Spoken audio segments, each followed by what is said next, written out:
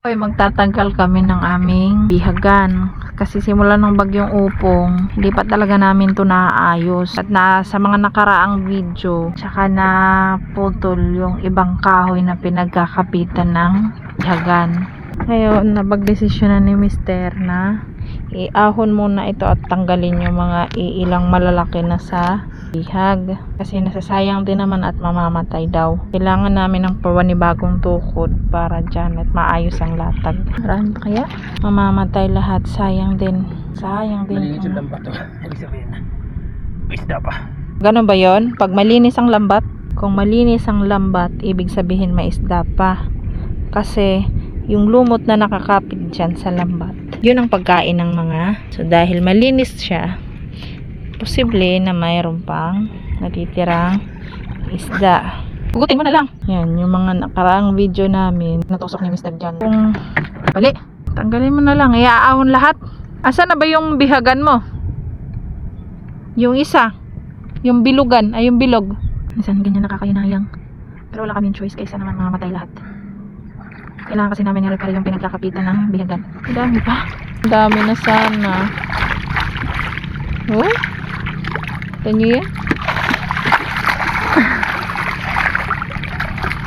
Ito yung dami na sana.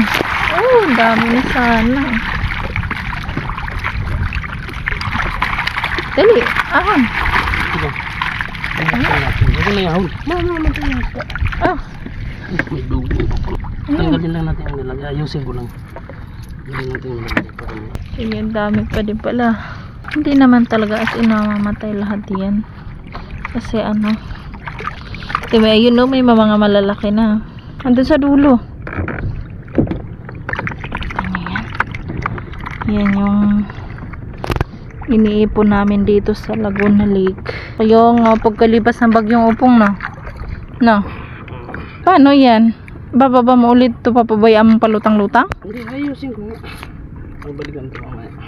Dapat kumuha ka nga kasi muna ng kahoy. Ito. Dami. Meron pa yan.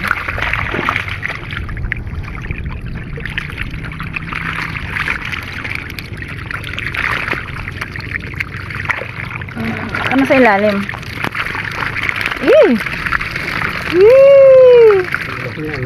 Ay, nga, lalaki na saglit.